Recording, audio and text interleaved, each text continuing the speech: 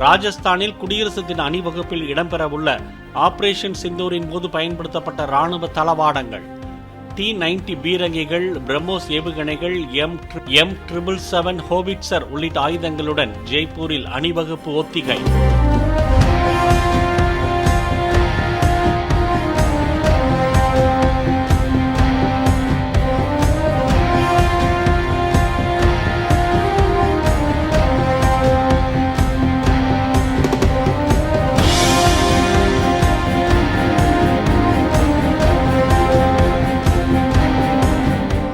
Play store மற்றும் app ஸ்டோரில் இருந்து பாலிமர் செயலியை QR கோடு மூலம் பதிவிறக்கம் செய்யுங்கள்.